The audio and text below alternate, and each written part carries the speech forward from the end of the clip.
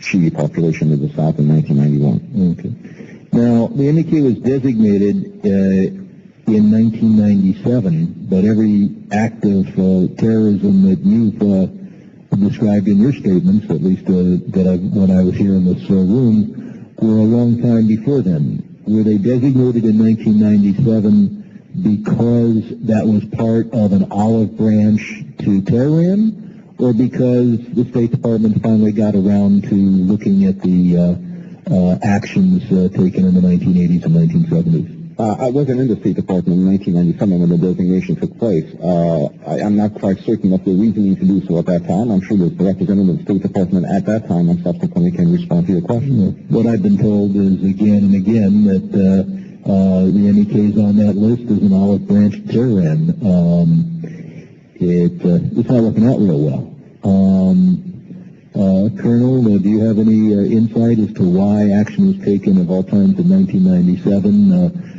Decades after the most offensive actions taken by the MEK? Sometimes when you have enemies, you have to compliment them for a great skill. Iran beautifully portrayed itself as going to a more moderate government that was trying to open up to the West. There's nothing moderate because the Supreme Council would not have allowed, and we saw what happened in 2009 when they did have a chance for a moderate president.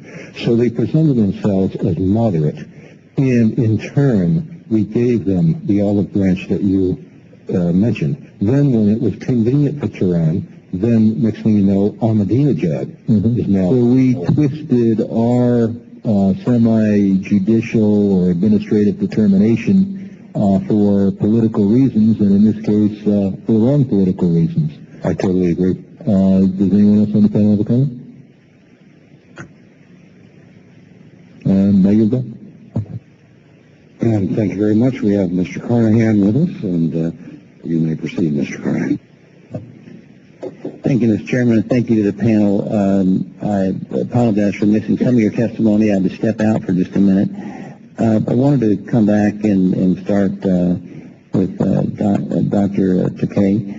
And given that the PMOI-MEK received safe harbor under Saddam Hussein and helped Iraq fight against Iran during the Iran-Iraq War in the 80s, how is this group holding up legitimacy in Iran to be a viable opposition to the current regime, particularly considering the nature of the culture? Could you talk about that? I don't think it is a credible opposition movement within Iran, as perceived by credible Iranian opposition movements, such as the Green Movement representatives, which have forsworn any relationship with MEK and have denounced it at every turn. I mean, you see that in secular opposition in Iran and this umbrella organization that comes under the auspices of the Green Movement. We have limited means of engaging the Iranian people now.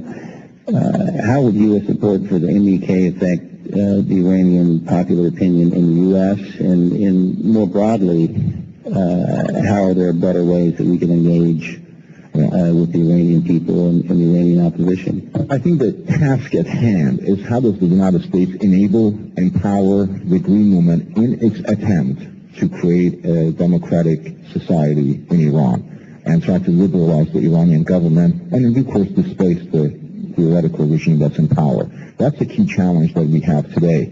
We have a lot of experience with that and during the Cold War with our assistance to Solidarity in Poland, with our assistance to other Eastern European opposition movements in their efforts against communist governments in Eastern Bloc. I think some of those lessons can be used to assist the indigenous, viable, legitimate opposition within Iran, which comes under the auspices of the Green Movement. Thank you. And I wanted to just open this up for the rest of the panel to address the issue of the practicality of a relocation as an option. Can that work? Does that work? And what are your thoughts on that?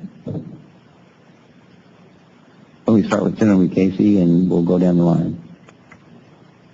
Well, if people are going to be killed where they are, then it seems to me that relocation is the only practical alternative. To respond directly to your question.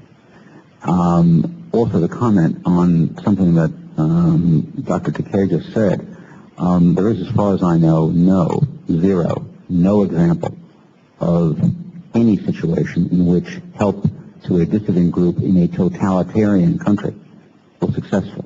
Poland